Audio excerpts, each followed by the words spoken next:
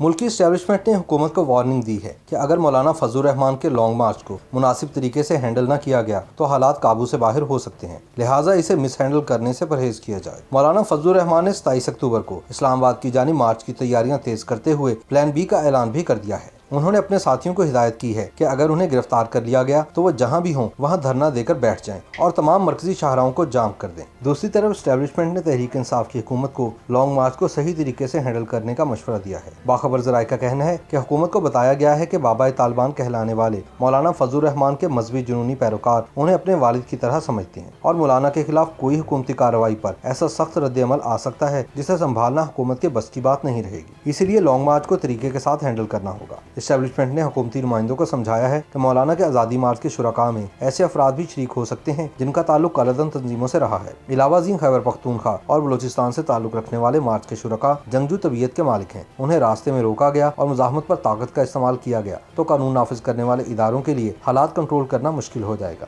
इन्हीं खदशात के पेश नज़र ताहाल हुकूमत ने कोई स्ट्रेटजी नहीं बनाई। दूसरी जानिब मौलाना फजलुर रहमान मार्च और लॉकडाउन के लिए पुरअज़्म हैं। उन्होंने अपने करीबी साथियों को अपने मंसूबे से आगाह कर दिया है और वाज़ेह कर दिया है कि वो किसी सूरत आज़ादी मार्च और लॉकडाउन की काल से दस्तबरदार नहीं होंगे। मौलाना फजलुर रहमान की जानिब से सामने आने वाले प्लान बी के मुताबिक उनकी गिरफ्तारी की सूरत में कारकुनान को जहाँ रोका गया वहीं धरना दिया जाएगा। इलावा ज़ीं कारकुनान को मोटरवे की बजाय दीगर रास्ते इस्तेमाल करने की हिदायत की गई है। तफसीलात के मुताबिक जमीयत उलमा इस्लाम फी के आज़ादी मार्च से कब गिरफ्तारियां या रुकावटों की सूरत में मौलाना फजलुर रहमान ने पार्टी को मुतबादिल मंसूबा तजवीज़ कर दिया है। ज़राए के मुताबिक आज़ादी मार्च में मुमकिन रुकावटों पर मौलाना फजलुर रहमान ने कारकुनों को प्लान बी के हवाले से अहम हिदायत जारी की हैं। मौलाना फजलुर रहमान की गिरफ्तारी की सूरत में JUI फे के कारकुनान को जहाँ रोका गया वहीं धरना देने की हिदायत की गई है। सरबरा JUI फे ने कारकुनों को मोटरवे का रास्ता इस्तेमाल करने की बजाय दीगर रास्ते इस्तेमाल करने की हिदायत की है। ज़राए का कहना है कि आज़ादी मार्च में मुदाखलत पर मुल्क की अहम शाहराएं जैसा कि शाहराह रेशम, मुल्तान रोड, इंडस हाईवे और GT रोड को ब्लॉक कर दिया जाएगा। दूसरी जानिब जमीयत उलमा इस्लाम फी के सरबरा मौलाना फजलुर रहमान का कहना है कि नाअहल और नाजायज हुकूमत का जाना ठहर गया है और अब ये जंग हुकूमत के खात्मे पर ही खत्म होगी। पूरे मुल्क से इंसानों का सैलाब आ रहा है। इस तूफान के सामने हुकूमत तिनकों की तरह बह जाएगी। हमारी जंग का मैदान पूरा मुल्क होगा। इस्लामाबाद पहला पड़ाव होगा। मौलाना फजलुर रहमान ने कहा कि एस्टेब्लिशमेंट समेत तमाम इदारे हुकूमत की पुष्पनाही बंद कर दें। मौलाना ने पेशगोई की है कि 27 अक्टूबर से पहले ही तब्दीली आ जाएगी और ये तब्दीली हुकूमत के इस्तीफे की सूरत में आ सकती है।